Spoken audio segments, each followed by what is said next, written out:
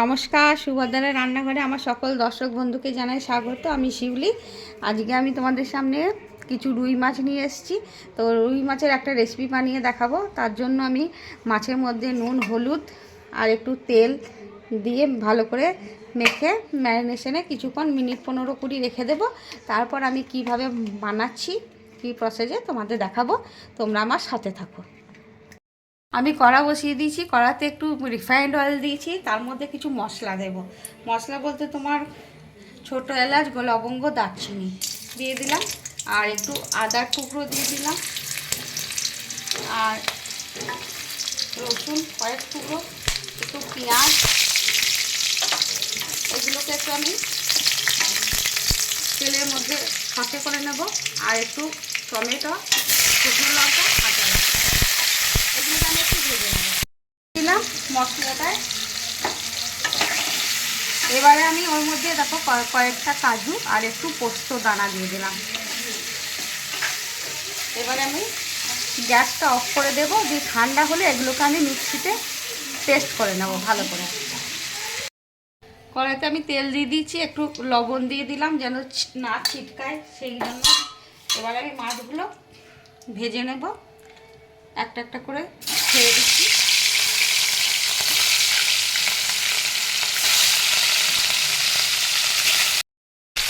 আমি এবার মাছগুলো আস্তে আস্তে ভেজে সব তুলে নেব, তারপরে তোমাদের আমি দেখাবো কিভাবে মাছটা রান্না করছি। আমার মাছগুলো ভাজা হয়ে গেছে। এবার আমি মাছগুলো সব দেখো, সমস্ত মাছ আমি ভেজে ফেলেছি। এবার আমি মাছগুলো তুলে নিলাম।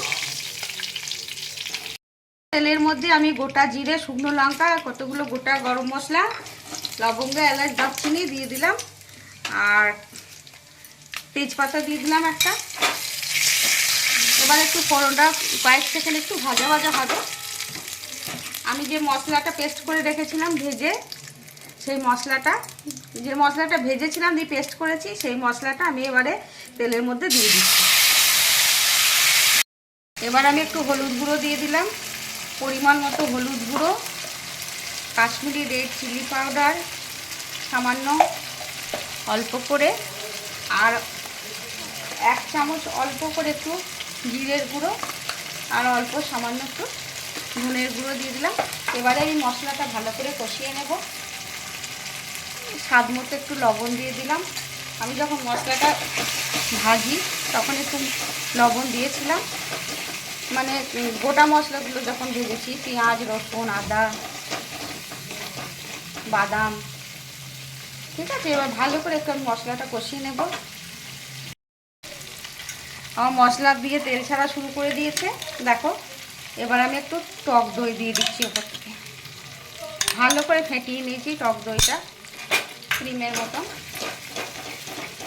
এবারে দইটা দিয়ে ভালো করে একটু কষিয়ে নেব।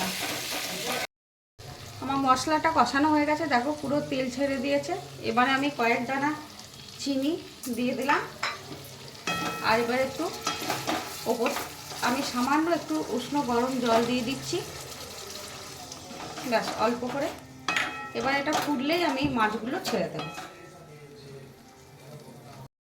আমার ঝোলটা ফুটে উঠেছে, এবার আমি মাছগুলো আস্তে আস্তে ছেড়ে দিচ্ছি। আমি এবার উপর থেকে একটু গরম মশলা গুঁড়ো ছড়িয়ে দিলাম, আর একটু ধনেপাতা কুচো ছড়িয়ে দিচ্ছি। ব্যাস আমার রুই মাছের মশলা রেডি, এবং গ্যাস অফ করে দিচ্ছি। তোমরা এইভাবে একবার বানাবে, বানিয়ে খাবে, খেয়ে আমাকে কমেন্ট করে জানাবে তোমাদের কেমন লাগে যে রুই মাছের রেসিপি তোমরা। আমি তাহলে গ্যাসটা এখন অফ করে দিলাম।